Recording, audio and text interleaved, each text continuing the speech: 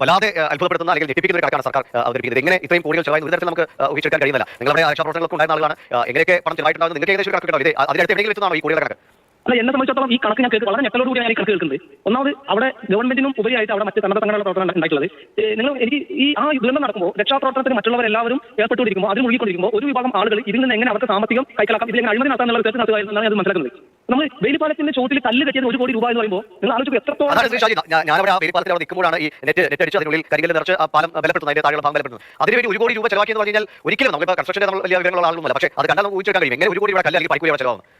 ഇങ്ങനെ അതുപോലെ തന്നെ ദുരിതാശ്വാസ ക്യാമ്പിൽ ഭക്ഷണത്തിന് ചെലവായത് അത് ഭക്ഷണത്തിന് ചെലവായിരുന്ന ഒരു കോടി എഴുതിയിട്ടുണ്ട്. അന്ന് തന്നെ അവിടുത്തെ ഇപ്പോൾ രാഷ്ട്രീയ വേദനയെ അത് അന്ന് ഭക്ഷണം തടഞ്ഞിരുന്നു. പുറത്ത് നിന്ന് തനത് തങ്ങൾ ഭക്ഷണം കൊണ്ടുവരുന്നത് അവരെ കൊണ്ടുവന്ന് തടഞ്ഞിരുന്നു. അന്ന് അവിടുത്തെ പ്രാദേശിക പ്രാദേശിക എല്ലാ രാഷ്ട്രീയ പാർട്ടികളും യുവജന നേതാക്കൾ അവിടെ വന്ന് അതിനെ പ്രതീക്ഷിച്ചു. അന്ന് അവർ തന്നെ അതായത് ഭരണകക്ഷിയുടെ യുവജന പ്രസ്ഥാനത്തിന്റെ പ്രാദേശിക നേതാക്കളെ എന്ന് വിളിച്ചു പറഞ്ഞു ഇത് ശരിയല്ല, ഇത് നിങ്ങൾ വേറെ ഇതിന് വലിയ കണക്ക് എഴുതി ഉണ്ടാക്കാനും അഴിമതി നടത്താനാണെന്നുള്ള രീതി അങ്ങനെ പ്രതീക്ഷിച്ച് നടത്തുന്ന നാട്ടുകാർ.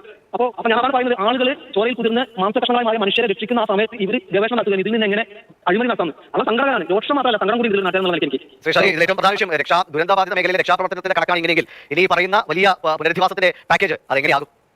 പുനരധിവാസത്തിന് ഞാൻ ആദ്യം മുതലേ ഈ വിഷയത്തിൽ കൃത്യമായി പൊതുസമൂഹത്തോട് സംസാരിക്കുന്ന ആളാണ്. എനിക്ക് ഭയമുണ്ട് കാര്യത്തിൽ എന്നുള്ളത്. എനിക്ക് പറയാനുള്ളത് ഇത് ഞങ്ങളൊരു പൊതുസമൂഹത്തിൽ വാച്ച് ചെയ്ത് 1-2 പുതുമലയിൽ പോലെ പറഞ്ഞ ആളുകളല്ല ഈ ഒരു സമൂഹത്തിന്റെ പ്രശ്നമാണ്. അതുകൊണ്ട് ഗവൺമെന്റ് ഇതിൽ ഒരു സാധാരണയോ അല്ലെങ്കിൽ ഒരു അഴിമതിയോ കാണിച്ചാൽ ഞങ്ങൾ അടങ്ങിയിരിക്കില്ല. അത് നാട്ടുകാരെന്നവരൊക്കെ അതാണ് പറയാനുള്ളത്. രണ്ടാമത് എനിക്ക് പറയാനുള്ളത് സംസ്ഥാന സർക്കാരിന് ഈ കാര്യം ഏൽപ്പിച്ചാൽ ഒന്നാം സംസ്ഥാന സർക്കാരിന് നമ്മുടെ സർക്കാർ ഉദ്യോഗസ്ഥരുടെ മേലെ ബ്യൂറോക്രാറ്റിന്റെ മേലെ യാതൊരു നിയമമില്ല. ഇത് കേരളത്തെ മാത്രമല്ല മലയാളികളെല്ലാം ഞെട്ടിപ്പിക്കുന്നത് നിരാശപ്പെടുത്തുന്നതായ